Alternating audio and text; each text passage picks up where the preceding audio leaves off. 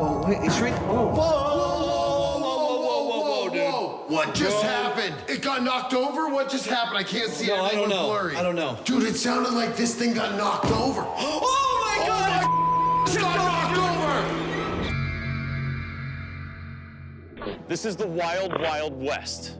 We're in Tombstone, Arizona, where some of the toughest men have walked these same dirt streets. Wyatt Earp, Doc Holliday, and the Clanton McClowry gang. All took part in the famous shootout at the OK Corral. The discovery of untapped silver mines in the late 1800s not only turned Tombstone into a boomtown, but also into a lawless wasteland of prostitution, gambling, and gunfights. These notorious gunslingers came here to the Birdcage Theater.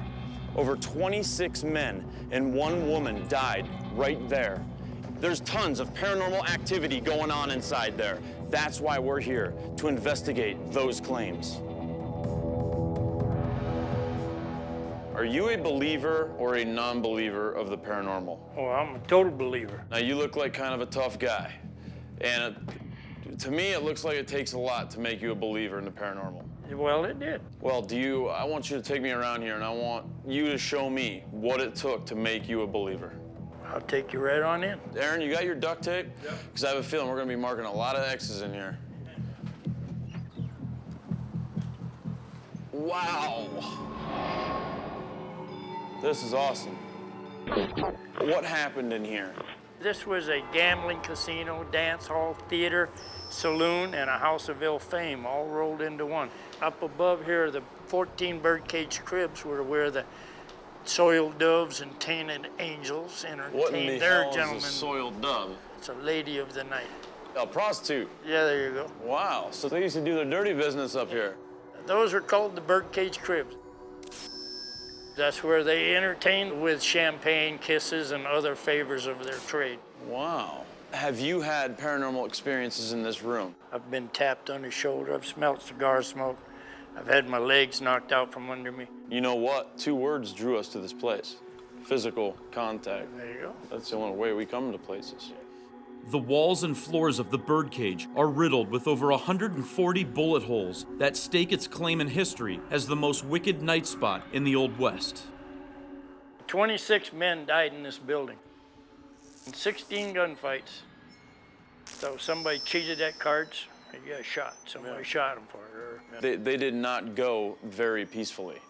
No. That's 26 men that lost their lives, probably in very brutal, high energy, aggressive gunfights. Well, you gotta stop and realize we have so many spirits here in the Birdcage Theaters due to the fact that they came here from the East Coast after the Civil War to the last big silver boom. Last chance to make it rich here. This was the end of the Wild West. So it was a very violent time. They got killed here so quick, their spirits had nowhere to go. So they're still trapped here. Have men been touched and grabbed and stuff like that in these bird cages by unseen forces? Women that worked in the cribs did very extreme things under very extreme conditions, and for them to still be here would not surprise me at all. And I believe that they are still here, and possibly business could still be going on here. You were telling me that you saw this apparition figure. I did. When I saw the apparition of the young woman on the catwalk, she opened the curtain. She was in 1880s period undergarments. She was in her undies and leaned over the railing. So the curtain actually moved? Yes. She had the strength yes. to open that curtain? Yes. When she looked over the railing, that would have been something that a lady would have done if she were not occupied in one of the cribs upstairs. I'm sorry. I just felt something touch me in this area here. I'm not saying, I'm being serious. Something just like went like that, and okay, that was weird. Just somebody saying This hello. is going along with the whole topic of dirty business, because it touched me here. They do find a way to let everyone know that they're here. We're 3 men. Do you think that these women that used to work in these little bird cages here and do kind of dirty business are going to be attracted to us? It's very possible. My most awesome experience in this building was a kiss on the cheek. Really? And that's a very intimate contact.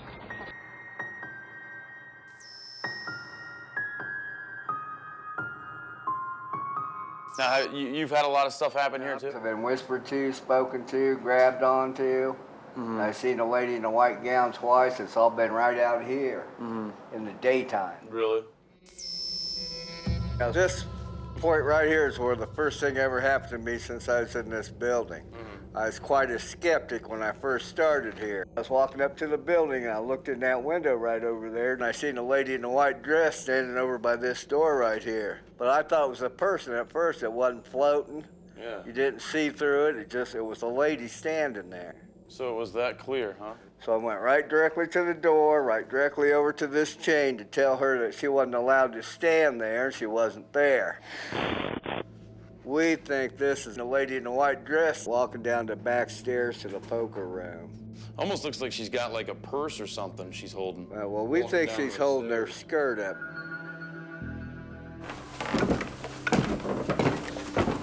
I'm heading into the stagecoach area right now. We were getting some voices and stuff over there by the stagecoach. Some feelings. Whoa, whoa. Something's following me upstairs right now. Is there someone following me up the stairs right now? Whew. Whew. That was spooky, man. All right, Caleb. I'm gonna place this digital recorder right on top the Deathmobile. Oh, man. Hey, Caleb, you in here? Can you cuss me out? Cuss me out right in that little red recorder. I got no money for you. I got nothing. No money. Okay, then right there where you are, just slide underneath the hearse then right there.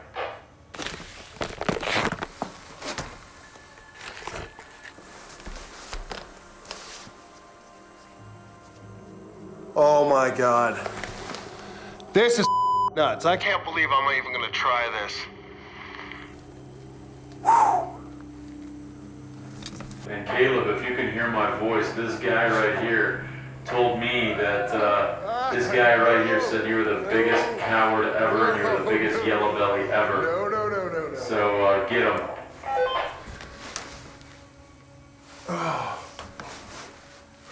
Talking to the little red light right up here, buddy. Just tell me some stuff. Tell me your last words. Tell me anything.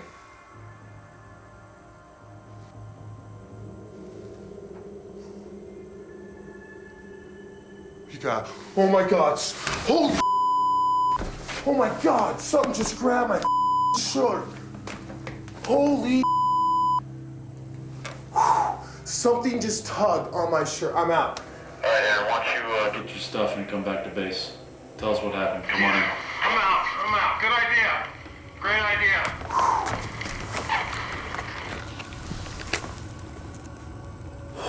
Dude, not cool. I'm not gonna do that no more. You guys deal with that. We had a lot of crazy stuff happen, a lot of activity. So we thought this was the perfect opportunity to come back and set up all of our static night vision cameras on our X's that we placed earlier. Aaron, you got them all set up? Yeah. At exactly 16 minutes and 6 seconds after we hit record on this static night vision camera in the hearse room, we picked up this creepy, unexplained voice.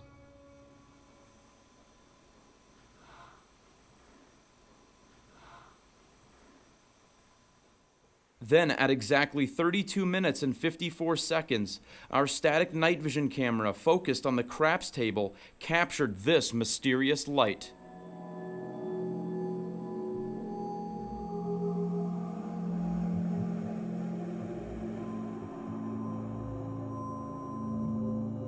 Is this one of the old gamblers shooting craps?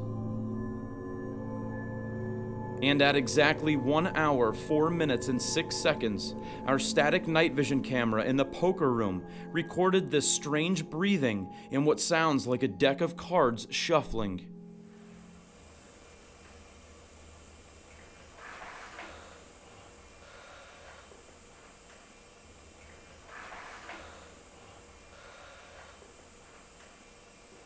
An abandoned old silver mine where countless people are seeing apparitions and being touched by unseen forces. Okay, a few words of warning. It's a real mine. You do have to be careful. There are low timbers, as you can see, and they're lower than this in places. So you really have to watch your head. Ow! See, already, man. Do you have helmets for this guy? You want one? As we made the claustrophobic 400-foot journey into the heart of Chollar Mine, Chris told us of disembodied voices and fully formed apparitions that have been caught within this dank tunnel. This is like one big morgue. I was digging a hole for this post right here. Digging the hole to put the post in, and that's where I saw somebody. Do you think it may have been one of the old miners? I don't know what else it could have been. There was nobody there. Now, how far are we back in right about now? Over 300 feet. You guys gonna be able to This would be one be in crazy here lockdown. for half the night? Yeah, it's getting smaller and claustrophobic. smaller. Oh, dude, I think we're dealing with black widows in here. That's okay. No, that's not okay. Holy go. Go! Go, bro! Go, stop! Over here is the shaft that goes down. There were probably more deaths from falling down shafts straight down. There were miners killed in blasting accidents. Boom, boom, boom. Electrocution. The worst thing to happen was an underground fire. You're suffocated immediately. That's got to be a recipe for trapped souls when you die that suddenly. Yeah. You don't even know you're dead. We were doing some EVP work right in here. Okay. We kind of stopped like in here. When it was time for us to head back to the back, it felt like I had got hit with an energy, okay? Really? I got really dizzy, really nauseous, thought I was gonna pass out. I had to get out. Now, this is the similar story, guys, to what we heard about the beer delivery guy over at the Washoe Club. Yeah, getting sick. I couldn't get out of here fast enough, to tell you the truth. Always had this fascination, man, when I was like 4, 5, 6, 7 years old with painting gold and just something weird. Even as a little tiny kid, I'd ask my mom that I wanted to go painting for gold when I was like 4. And growing up, I just always have had flashbacks of like mining. And if I was reincarnated, I think I was a gold miner in my previous life. Be. Maybe I'm back home. Maybe you are. Maybe a mine took my previous life. Maybe you'll stay here. The sun has set, and it's time to begin our 2-part lockdown. The first part is right here, the haunted Chollar Mine. Well, we're gonna find out if it's haunted. Not only that, we have a very large full moon tonight. There's been a lot of theory and speculation to believe that full moons really magnify the energy for spirits to use to manifest themselves. And one other thing, you got a ventilation system that runs in here, right? Yeah. Can you cut that off so that we can, I don't wanna have any audio contamination whatsoever. Might be risky. We should be okay, right, for 4 hours? Yeah, you should be. You should. Now I gotta sit here and determine whether or not a should is strong enough for our lives. Well, All right, leave it off. let's leave go it in. off. All right. Final decision. All right. Leave it Okay, come on, guys. off. Okay, ventilation off. He just turned ventilation system off and the lights. And we're gonna lock you there. That's solid steel, Chris? Solid steel. All right, lock us in here, buddy. We'll see you at 11 p.m. Okay. Guys, do you hear that? Listen. I don't hear anything. Exactly. Let's go over our 2 X's real quick, okay? So right here, you can see that this is the ground level of Virginia City, and here we are right here at the entrance, and this goes 400 feet back. And our first static night vision camera we're gonna put on our X we put earlier is right in the center, and right here is where Chris, the mine owner, was doing some work on a beam and looked over and saw the apparition of an old miner. Our second X is right here at the very, very, very back, and this is where a lady said that she looked back and also saw the apparition of a miner. And then after this, we're gonna head over to the Washoe Club, start our second part of the lockdown at midnight. Turn those lights off. We got a lot of work to do and a lot of spirits to find. Okay, I'm gonna show how pitch black it's gonna be when we're in here. All right, Nick, cut it off. Ready? Do it. And that's what we're seeing right now. There we go. Now I can only see through this little LCD screen right here. Let's go. Watch your head. Duck really low. Nick, that's how I'm protecting myself. I know. Hand up on the head. All right, guys. Serious. Come on. Okay, if you can hear my voice, we're walking through here. We want to know if there's any miners still in here. We've only been in the mine a short time, and already the air was heavy, the walls were tightening around us, and for the first time ever, I was getting extremely claustrophobic. It felt like being buried alive. All right, right now we've reached... Are you sure we should have turned our ventilation system off? Probably, Dude, it's hard to breathe, man. Yeah, it is. I was just realizing that. It is, man. It's heavy in here. This is where the owner of the mine, Chris, he looked up and saw an apparition. What I want to do is, Nick, go down there a ways, okay? Aaron, go back over there on top of that board. Rolling on my digital recorder. We're gonna try to capture some EVPs. What I'm gonna do is way down there in the shaft, I'm gonna put this device, this EDS box. It's like a motion sensor. It has an alarm on it, only it's not triggered by motion. If there's a presence of electromagnetic energy that goes over it, it will alarm. So if this thing starts going off, it just may be a spirit. All right, Nick, you're rolling on EVP? Yeah, and it sounds like someone's working back here. I keep hearing one of those things that pick into the ground.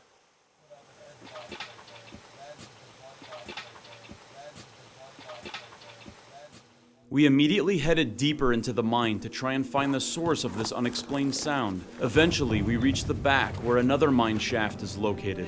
Is this our opening? Yeah, here. You alright? Yeah. Come here, Aaron. Where are you at? Here, I'm gonna roll my digital recorder here too. Okay. Alright, Zach, Nick, Aaron, we're in the mine. We're all the way back. What happens if we take your silver? Are you gonna get pissed? I feel like I'm gonna throw up. I don't know why, man. You alright? What's wrong? I feel dizzy. I can barely breathe, and now I feel like I'm gonna throw up. I'm telling you, man, something's wrong. Like your equilibrium's thrown off or something? I don't even know. No. What the f? What happened? Oh my god, dude. You alright? I just got hit by something. I don't even know. No. No. What the f? All I remember is something metallic hitting me in the face, and I was standing completely still so I couldn't have run into anything. But we searched the area and were unable to find the object that hit me, so we couldn't make a direct explanation whether or not this was paranormal. When we come to haunted places, we always like to put ourselves back in their environment, do things that they did, dress like they dress, work like they worked, and we feel it can trigger activity if there is paranormal activity. So back in the old days, what did they use as light back here? They didn't have night vision or flashlights. In the late 1800s, they used candles. These are some of the mine shafts where some of these miners were killed. So Nick, do you want to climb down there as I light these candles and take your digital recorder? Alright, cool. Okay. If it caves in, dig me out. Can't even see down here. As you can see, Nick, he's in the mine shaft. We can't see the bottom of it. Can you go down a little more? Nope. No more steps. All right.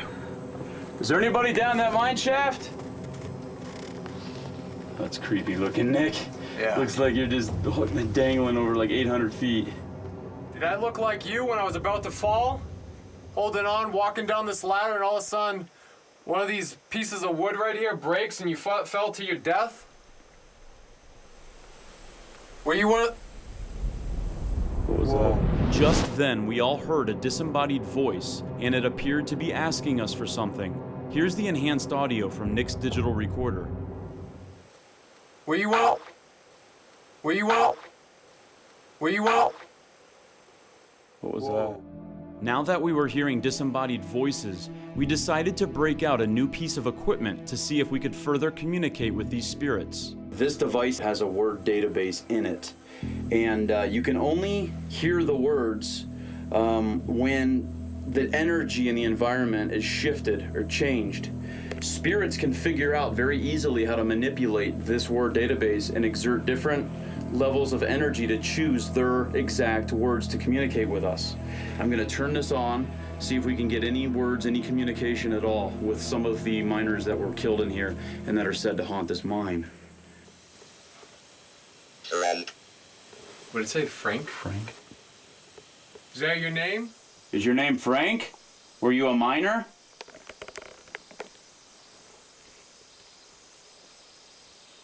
Come on, Frank, talk to us. Did it say stair? Nick's on the stair. I'm on the step here, on your ladder. Can you see me? What are you saying, Frank?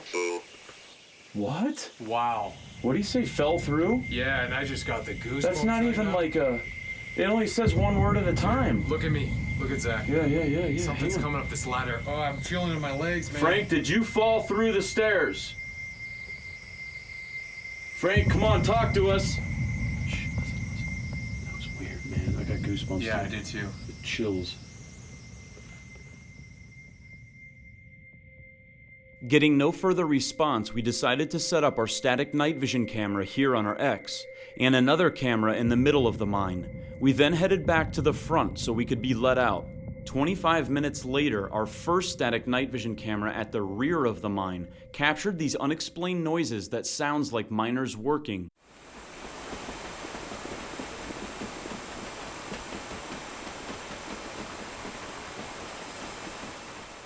And what's really strange is that 20 minutes after that, our second static night vision camera in the center of the mine captured very similar noises, but this time they were much louder.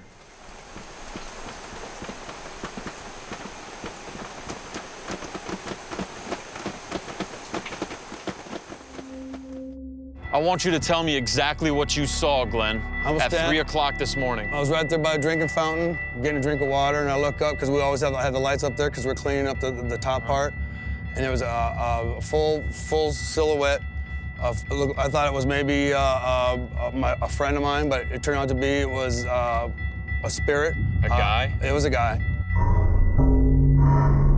What do you think it is about this particular strip of land?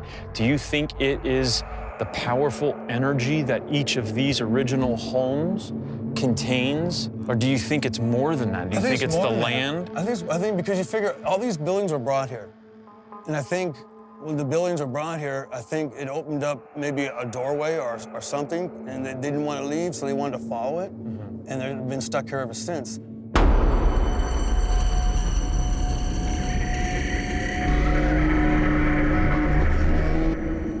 Right now we're with Ed. When it comes to the credibility scale, Ed's way up there. Ed, is it true that you've worked for NASA on many of the shuttle missions? Yes. I work on projects at NASA. On projects? Yeah, I got 4 or 5 space shuttle missions. Okay. I'm doing that kind of stuff. Ed, how many total buildings make up Heritage Junction Park? There's 7 buildings over about 4 acres. 7 buildings. This place was pandemonium. The entire valley was a mecca of bad people from the 1850s, 40s, all the way through the 1930s. Why? Who were these people? Well, we had the gold rush, you have the oil boom. It was just a very dangerous place to live. Do you know which particular buildings, if any, had deaths or murders or suicides inside of them? For sure, the Newhall Ranch House. What happened at the Newhall Ranch House? Rutledge, the ranch manager at the time, his wife was shot in the heart. Inside the house? Yeah. On January 24th, 1916, Mrs. Margaret Rutledge was found in her bed, shot through the heart. The coroner was unable to determine if it was a suicide or murder. Mrs. Rutledge's friends claim she was in good spirits, led a good life, and had no complaints. Most speculate that it was Stanley Rutledge who killed his wife, but no trial was ever held. You're a total skeptic. Oh, absolutely. Okay. Yeah. There was a psychic here and you thought you'd just watch her. And is it safe to say you thought she was bull? Absolutely. Okay. They were taking some EMF measurements, and sure enough, the reading went up. But every time I got between the psychic and north, my compass would make a left or a right. A hard left or right? That's right. Okay. Every single time, no matter what building I went into with her, a man that was involved with many space shuttle missions with NASA. Did you have an explanation for what was occurring in the house? I do not. Can we hear that one more time for I camera do not A? have an explanation. One more time for camera B? I do not have an explanation. Do you think something paranormal or supernatural was occurring in this home, or do you think it was something having to do with the natural geomagnetic levels that was possibly anomalous? You know, that's a fine line for me. There was something going on that I don't have answers for. Where? I'm just not smart enough at this place. And I think that research needs to be done. Here. Absolutely.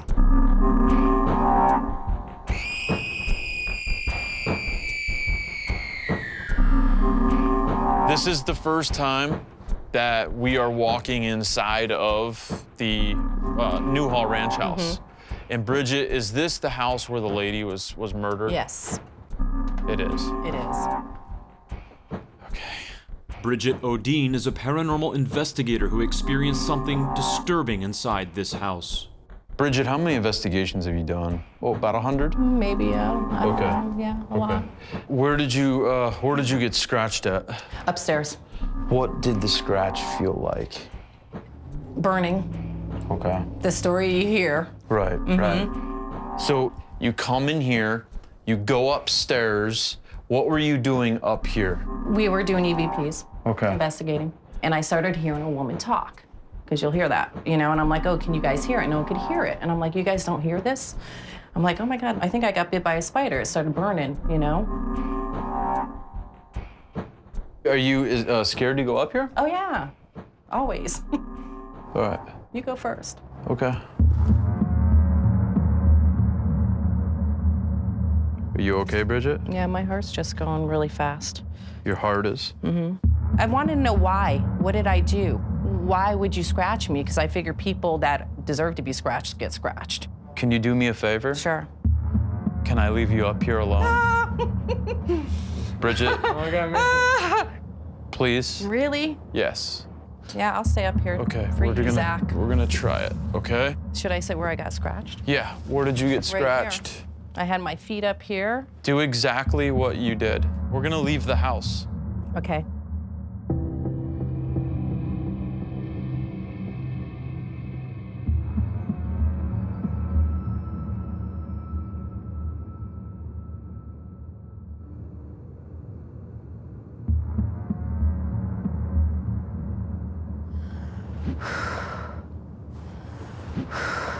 She's breathing really heavily.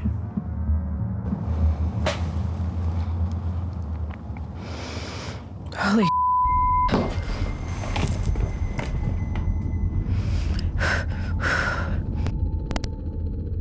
We lost her. We lost her. Your camera died. Her mic just totally died out. Yeah, how did the mic just And you can see right here. So Yeah, you everything guys have just all full died, yeah. batteries. Her just went completely Oh off. my God, Battery right. level on everyone You could else's. see all these battery levels were the same. All these battery levels were the same, and Bridget's just went from that to absolutely dead in a second. We need to go in. The unexpected draining of Bridget's batteries suggests this is not a simple panic attack, but more likely evidence of the manifestation of a spirit. Are you okay? Yeah. Are you sure? Yeah. What's wrong? Nothing, that was weird. I feel the in here too. I've never done that, ever by myself, ever. Were you feeling it? Because it's Oh, God, intense in here. I couldn't breathe. Okay, then let's go, let's get out. Get out. On Ghost Adventures, our interviews end in anger and tears. Especially when we are interviewing inside of a very, very haunted building. And that's just the reality of it. For the next stage of our investigation, we decide to split up. Nick heads up the hill to investigate 2 other buildings, while Aaron and I go investigate the Saugus train station that opened in 1887. This depot has been the site of many fatal shootouts and murders.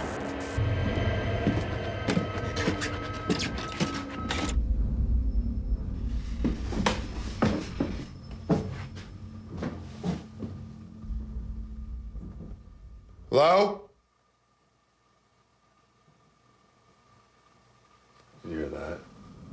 Yeah, I heard a little like... Yeah.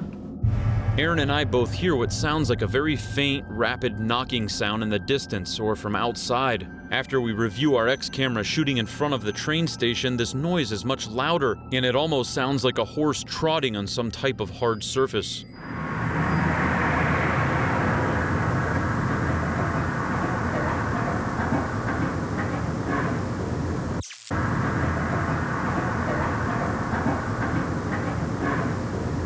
We do not believe this is any type of car or truck coming from the road on the other side. Is this the residual sound of a horse in the melee of an old carriage robbery?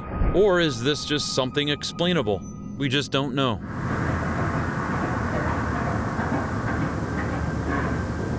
The notorious St. James Hotel.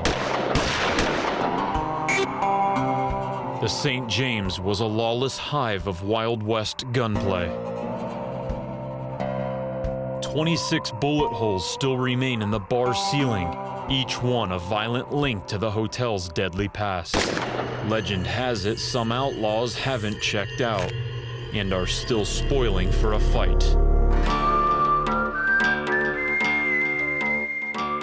Built in 1872 by Henry Lambert, the St. James hosted legendary gunslingers like Jesse James, Buffalo Bill, Annie Oakley, and Wyatt Earp. The whiskey flowed, tempers boiled over, and the bodies piled up like firewood. Clay Allison shot Tom Sunday. Chuck Colbert shot C. Morris. Known as one of the most haunted hotels in the country, the St. James promises to be an especially ornery location. Unfortunately, I feel like I'm at death's door. This is the first time on any Ghost Adventures shoot that I have ever been this sick. I'm wearing sunglasses because my eyes are so shut, and I'm really in bad shape. But I'm really trying to fight this. I'll just have to cowboy up because this location is swarming with spiritual energy. This place is legitimately haunted by ghosts. Yeah. Housekeeper Jennifer Hamby had a terrifying encounter in one of the hotel bathrooms. I saw like a shadow, like a tall cowboy shadow. I looked to the right and it was gone, and then again it was like it walked back across. It walked back again inside the stall while I was in there. One of the other girls came out and she said that my face was like white. It scared me. One room at the hotel has so much tortured history, it's kept padlocked shut. Have you heard about the notorious Room 18? Yes. Why do they keep it locked? They've used to rent it before, and while the room was occupied, a lot of bad things have seemed to happen. Bad things happen. Could there be something hostile inhabiting the St. James? Something with the power to make bad things happen? For being a non-believer to begin with, and then now after all this stuff that has happened, I believe. Housekeeper Leandra Garcia witnessed something in the newer annex of the hotel that could tell us just how powerful the St. James spirits can be. Me and my boss were cleaning this room, and all of a sudden, out of nowhere, the remote goes from there to the bed.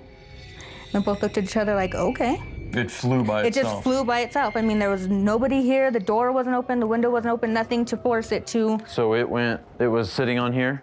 Yeah. And it just went?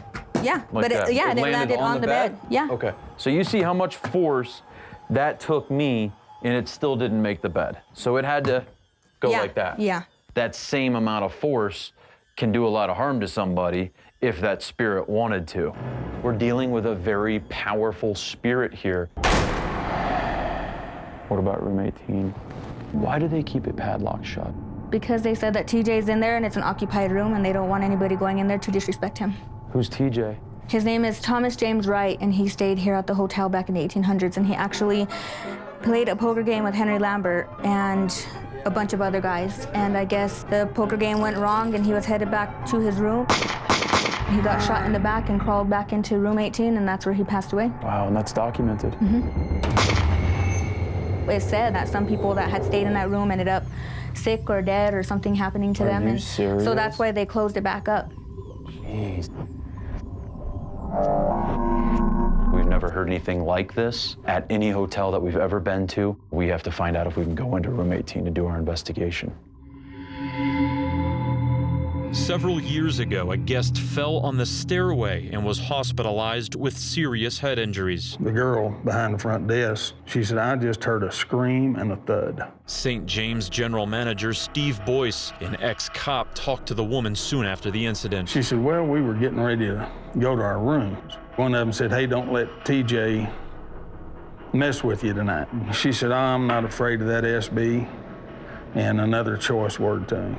So she was using profanities. Profanity with his name. She was being belligerent and saying, oh, there's no ghosts here. I don't believe in TJ. You know, if you are here, bring it on. Taunting the spirit of Yes, TJ? she And that's was. one thing you do not do That is here. one thing you do not do.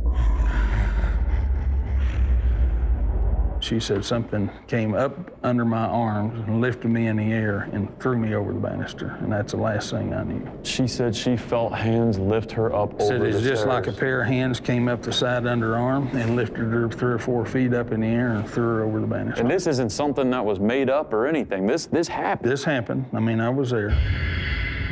When she came to, she's like, I'm sorry, I believe in you, I'm sorry. If it was an accident, why would she be slowly coming out of consciousness saying, I'm sorry, TJ, I'm sorry, I believe in you, I believe in you. So it was like she had that Like she experience saw of him. something. She Yeah. saw him, she felt his energy. If you taunt him, he doesn't like it. It's disrespect. And that's when stuff like that happens. Angelo Ledoux is a cook at the hotel. He experienced an unprovoked assault in the hotel kitchen. Angelo, how you doing, bro? Good, man. What happened to you? I was here working, and my back, I started getting a warm sensation and then a burning sensation. So I lift up my shirt, and there's 3 scratch marks, 7, 8 inches long, and just down my back. 3 very distinct claw marks. Yes. Going across your back. Across my back. I started seeing things, hearing things. Here or at your home? Oh, here and my home. Okay. It started here, and they'd follow me home. And they followed you home. And what's yes. interesting is that you just told us this, and earlier we were just interviewing Tommy, who was not going to be on camera. He didn't want to. You know who Tommy is? That's my father. That's your father? That's my father. Are you serious? Yeah. Oh, Follow you home or mess with you. oh, we'll follow you home. The spirits will from that room. One time I went home, somebody sat at the end of my bed and started poking my feet. Things followed you home. Yes. And they messed with your family. Uh-huh. Did this make you second guess Oh, yeah, about working definitely. here? In a small town like this, you're almost forced to work here. Yes. Because you need to work. Yes. The St. James is the main employer in the tiny town of Cimarron, so the staff has had to make peace with a malevolent spirit however they can. I'm so sick that this investigation is in danger of being compromised. I've got to take a break before I collapse from exhaustion. While I try to shake off my illness, Nick interviews Jennifer's husband, housekeeper Everett Hamby.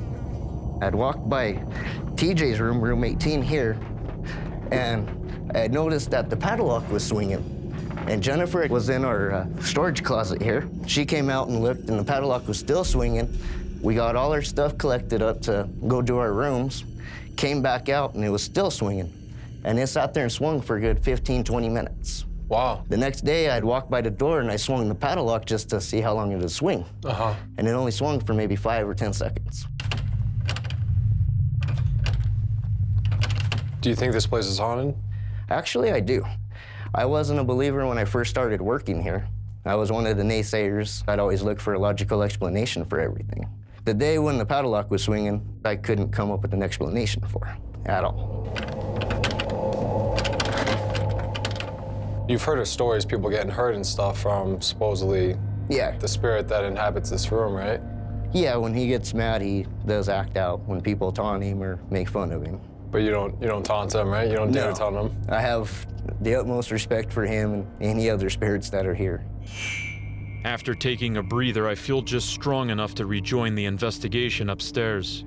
This section of the hotel is virtually unchanged from the days when the spurs of the Wild West legends rang out on its floors. The owner of the St. James Hotel has not, done anything to modernize this section. I believe that this is why it is so haunted, because it's preserved. the same surfaces, the same doors, the same ceilings. It's kind of like a hallway of time travel into the West. When you walk around and you feel something, you feel those hairs stand up on your skin. Sometimes we feel that it's a living person coming into contact or going through a doorway to the other side. In room 18 could be a portal or the doorway where these spirits come in and out of. And we don't know when they're going to arrive. Bill and I have returned to the poker room where TJ played his final and fatal card game. You see this device right here I'm pointing to? That? You need to speak to that. That's how we can hear you.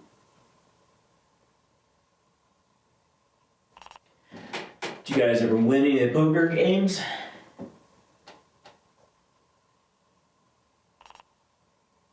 Look, TJ, here's some chips right here. Can you move those for us? Here you go. Thanks, guys. That was me knocking.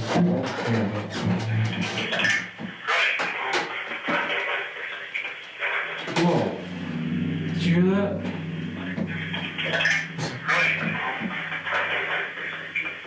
Do you hear the voice there? Something says thank you. Yes. Hear that? Listen.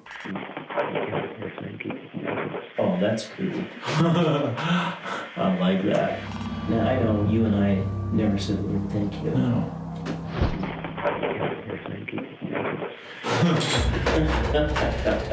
I like that. That's pretty cool, I wonder man. what they're thanking us for. I don't know. Did you get shot? TJ playing poker? That's the emotion failure.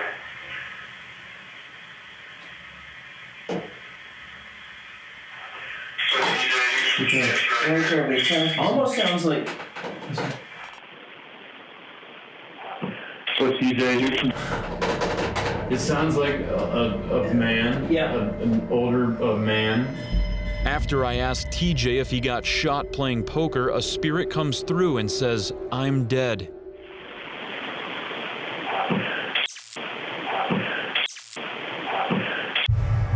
That was cool. Yeah. That was out of just absolute nothing.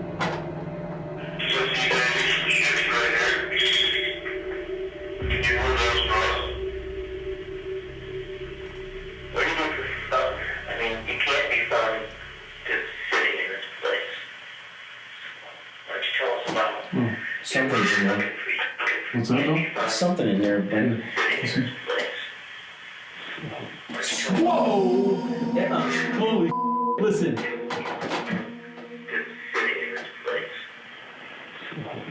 Smoke?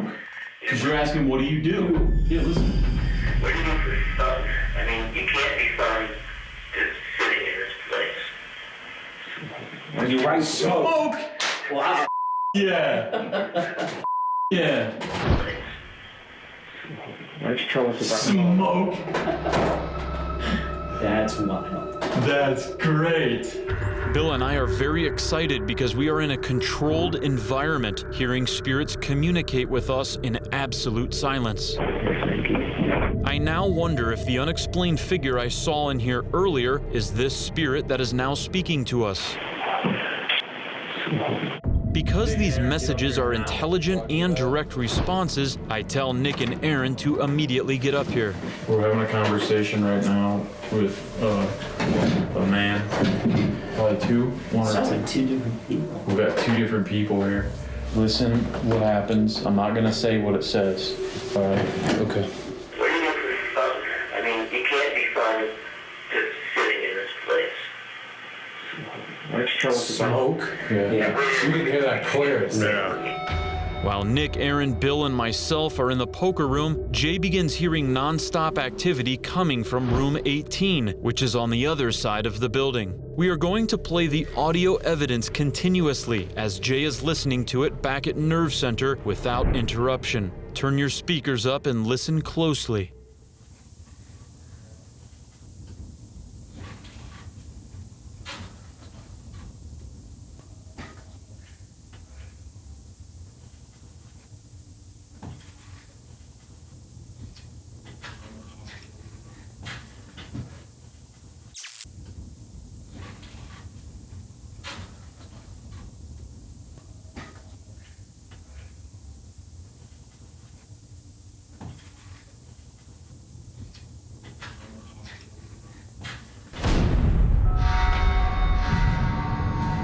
the Overland Hotel and Saloon. We first discovered Pioche after Nick found a disturbing post on a travel website.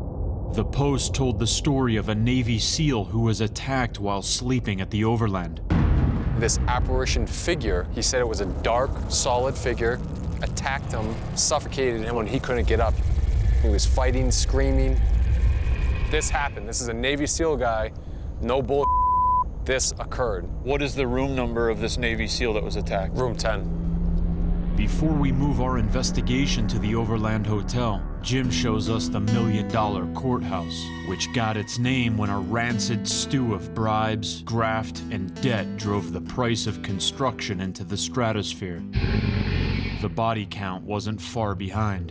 This is the courtroom itself. Holy cow. And we have a trial going on here. Wow. This is a little creepy. Very.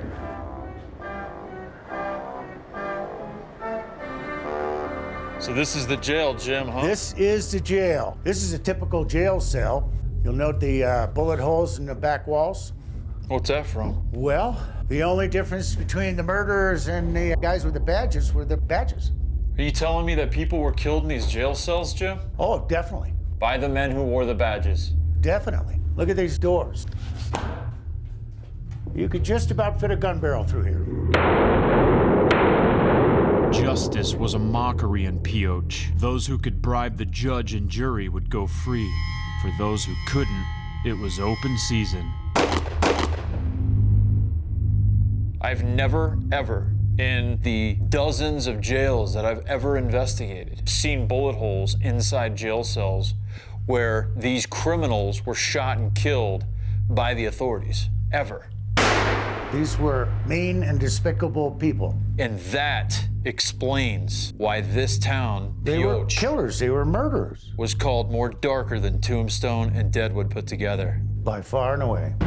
Do you ever feel the evil here, Jim? Sure.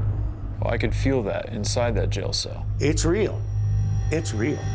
Pioche is a town built on death, so it's no surprise that there's a spirit here with the power to terrify a Navy SEAL. With no other leads, we head to the Overland to see if we can find someone who can validate this attack. Let's just go in and start asking people. I don't give a Let's do it. If they don't want to be on camera, they can move. How you doing? You know we're here investigating for the ghost spirits. I know you're working right now. This guy's awesome. Yeah. What's up, buddy? You're the coolest dude ever. You guys are the ghost guys. Hell yeah, we're the ghost guys, man. Yeah. What are you filming me for? What you got that? Ghosts don't even like Jimmy. Jimmy. Seriously. You know what? What? Be careful. Because there is people here that have ghosts. There's people here that have ghosts. Yes. This little girl right over here. Okay. Bam. Overland employee Stephanie Haluzak tells me she spoke to the Navy SEAL immediately after the attack, so we try to put some distance between us and Jimmy. I'll take you down here. Let's go, guys. Let's go. I was upstairs in the laundry room, getting ready to clean, and he comes flying around the corner. He's like, "You'll never guess. I felt like I was being held down in my bed and couldn't get up, and that there was something on top of him that he couldn't move." This guy was a Navy SEAL, okay? These are tough guys. Right. Among the most toughest of mankind. Did this guy have a look of fear in his eyes? Absolutely. You had to believe him just by his reaction. He was freaked out. And this was room 10. I'm hearing a lot of things, and so is Nick, about these rooms upstairs are insanely haunted. Yeah, they are. Okay. They are. Nick, without knowing any of this stuff, anything, you had a creepy experience last night when you slept in your room. I went to bed, and for some reason, I felt just vividly in my head, and I wasn't looking for anything or doing anything. I'm in room number 14. I had no clue I was next to room number 10. I started hearing all this kind of like racket, like stuff moving around, like really heavy. I felt like there was a guy in my room that was just lurking, like in the corners, just watching me. Yeah. And I was it made me nervous the whole time. There is definitely an aggressive presence in the Overland Hotel. We want to dig deeper to find out if there's anything in the hotel's history that might have left such a malevolent spirit in its wake. It doesn't take long. In 1964, the owner of the Overland was bludgeoned to death inside the hotel. We tracked down Heather Boyce, who has some vital information about this horrific murder. The Carmodys were an itinerant drifter couple, and Robert Free was actually kind of helping him out a little bit. He opened the safe and was down there with his money, and then bam, with the butt of a gun. A very horrific, graphic, disturbing murder. He was bludgeoned to death, and this is factual. While investigating the basement of the Overland, Heather captured an EVP that I'm hearing for the first time on camera. Okay. That you may have left in your attempt to escape or get help. Footsteps overhead in the bar. Is that it? Did you hear it? Yeah. I believe it says, I'm Carmody. Is Carmody the... They were the ones that bludgeoned him to death. Wow.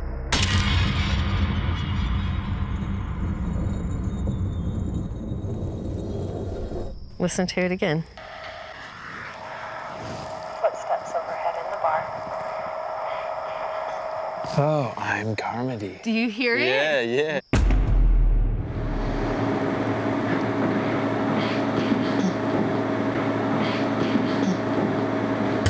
How many times have you been in that basement? Twice. And have you ever been scared down there? No. Have you ever felt anything down there? Nope. Have you ever seen anything down there? Nope. Just this EVP? Just this EVP. You seem very, very credible and very strict in your investigations. I'm a skeptical believer. Yeah, because you're very, very... Did you feel anything? No. Did you hear anything? No. Were you scared? No. And I could even hear you tagging the footsteps above you on the recording session. To me, this sounds like a voice. This is a long time ago, so they have since passed on. Absolutely. Earlier, we heard a sonic boom. Oh, yeah. Here. They happen all the time, all right? the time. Well, I believe in a tragic death. When somebody leaves this world, there's a sonic boom. And that sonic boom is kind of a portal or a residue that just reverberates the atmosphere in that location. Yeah, an imprint. An imprint, exactly. And this imprint could have these killers back here. Who's that? This pickup is the first sign of life we've seen in hours. Oh, stop it, bro. Why is he slowing down? I don't know. He can get by. What did he just grab? Hi.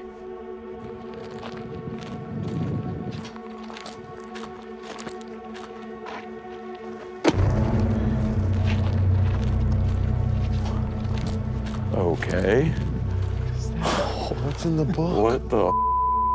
What the I don't know. that about, I'm bro? not moving. I mean, do I touch it? I don't know. Aaron, you open it. I ain't touching that. Yeah, Aaron opened it. All I know is this dude threw it down, bro.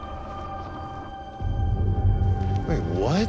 Whoa, that says Manson. The day Rose ran Charlie Manson out of Belmont. Belmont, once thriving mining town, killed by curse. What? What? Then we discover a chilling handwritten message. Read it. There is evil in the courthouse.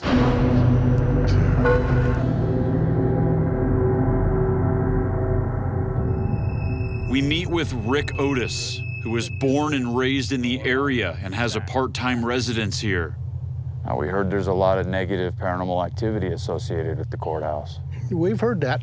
Okay. There's a couple times in there it's made the hair on my neck stand up, and I'm not a real believer. Really? Yeah.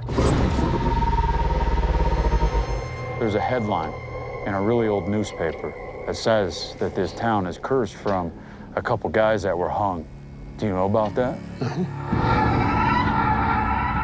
1874, two gentlemen were arrested, and at the time, Belmont didn't have the courthouse or anything else. Well, the bank building, which was right there on the corner, they used the bottom of that for the jail cells.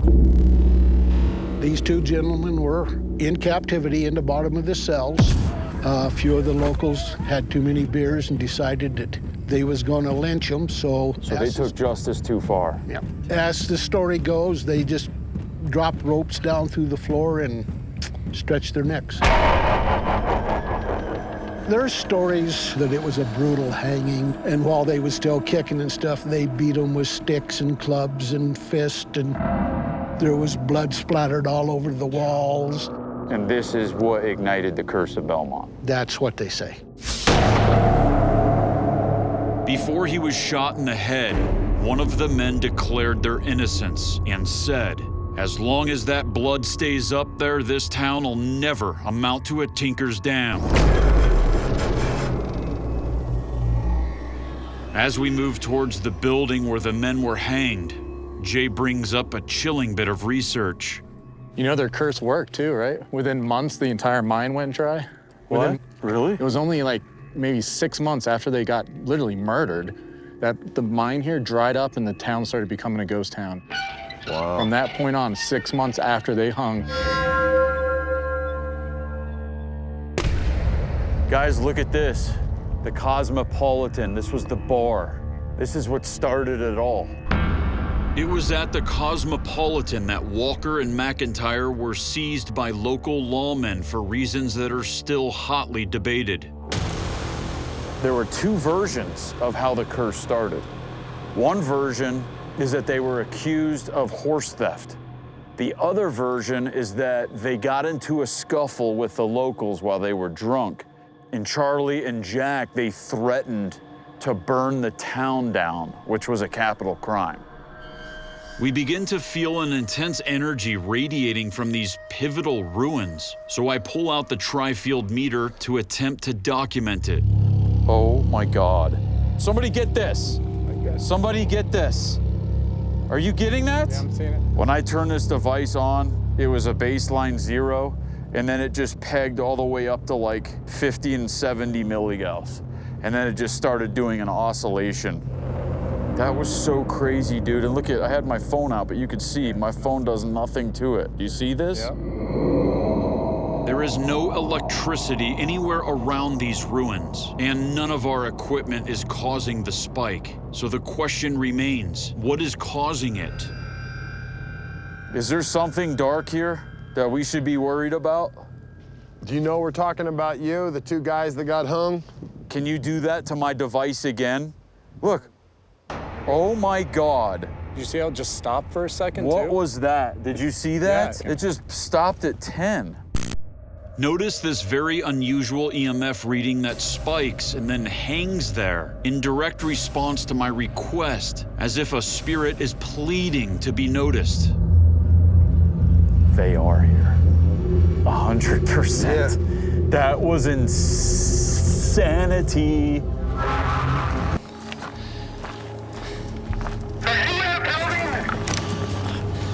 No, Billy and I are at Nerve right now, the equipment.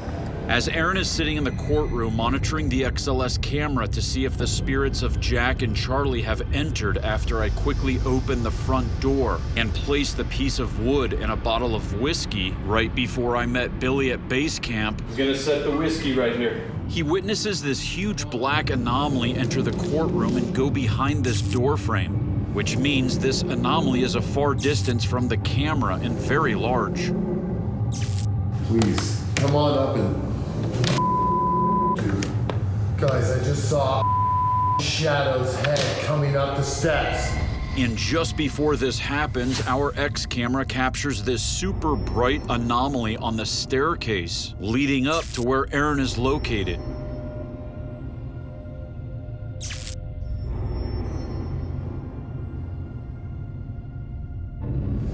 Oh my God, dude, you guys! No, Billy and I are at Nerve right now, the equipment.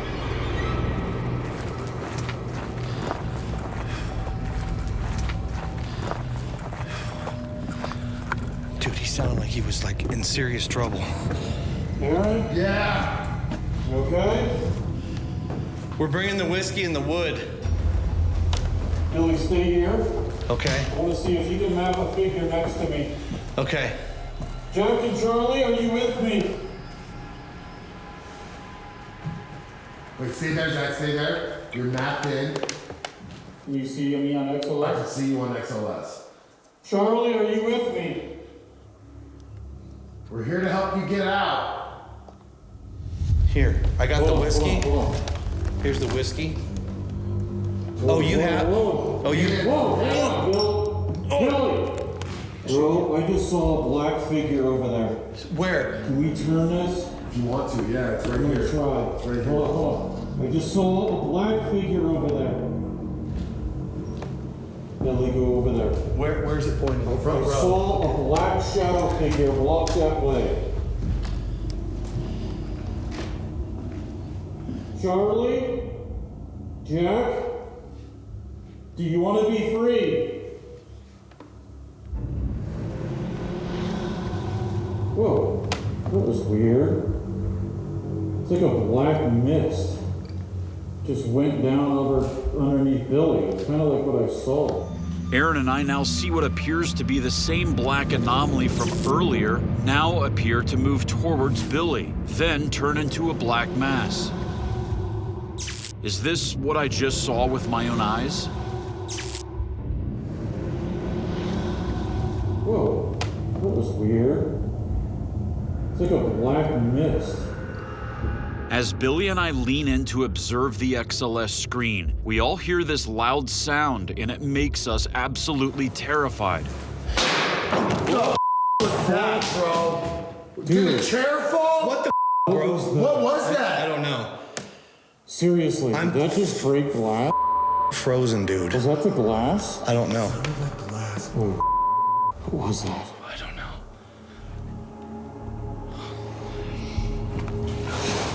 Nothing fell. It was just a loud noise.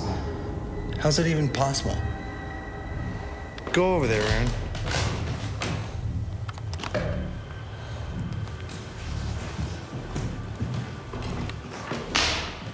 Ooh. All right.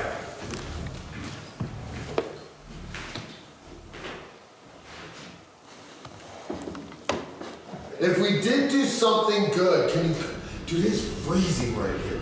As Aaron is standing in front of us trying to get a response from whatever made that sound, watch this slow-moving bright anomaly manifest while another strobing one moves towards it.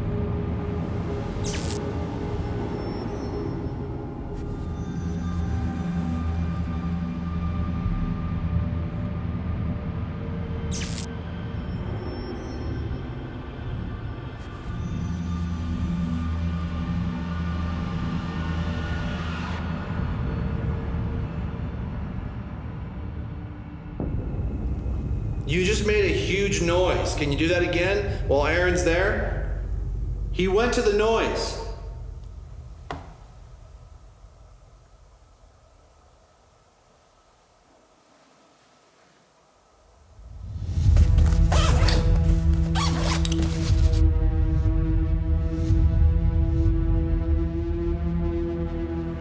Jack and Charlie, this is going to interact with you.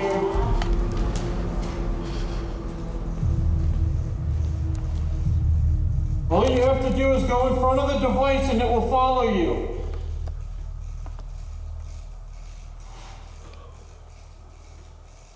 As I demand the spirits to interact with this robot that will follow and talk to anything within range of it, play with the device. Billy captures an anomaly shooting right into it.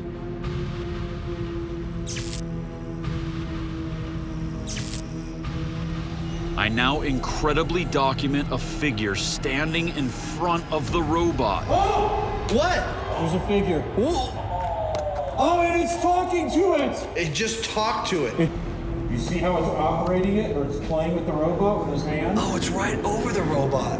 This is crazy, dude. I know. Because how long did we try and get something to come out there and with us? Nothing. Nothing showed up. Nothing. As soon as we leave it with that little thing, it's We like... offered alcohol, everything. Yeah. It's literally interacting with something that we put on for it to touch and play with. Like, what are the odds? Well, wait, it's right. Whoa. Whoa, dude. What just happened? In what may be one of the most incredible sequence of events captured on camera, let's replay everything. First, we hear a loud sound in this same area. Then we capture these strange light anomalies, one of them looking identical to the one we captured on the staircase. Then Billy captures this anomaly disappearing into the robot at the same exact time this figure maps in on the XLS camera, interacting with the robot.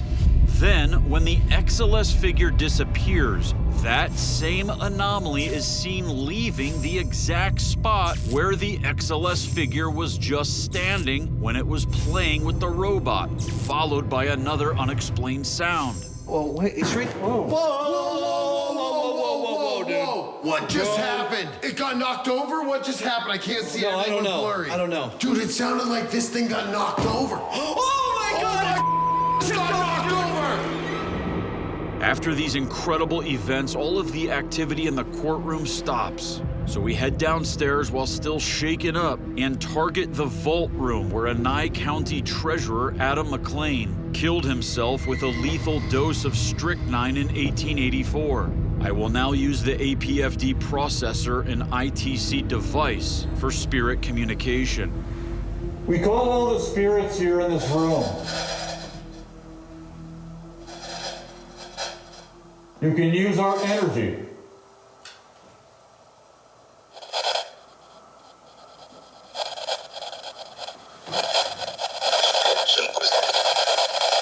What?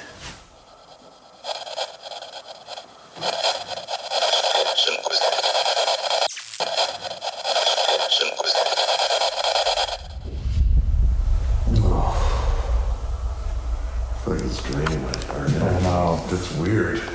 It's very weird in here. It's not good. It's not a good energy down here. No. It's completely different. Sir, do you want to keep talking to us?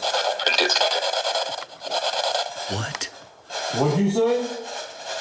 It's completely different. Sir, do you want to keep talking to us?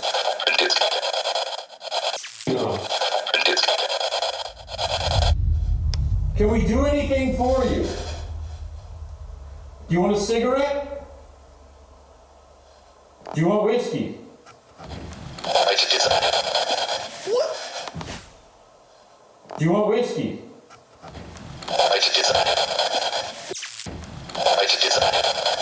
What? Sir, thank you for talking to us. It's the same guy that's talking to us. Yep.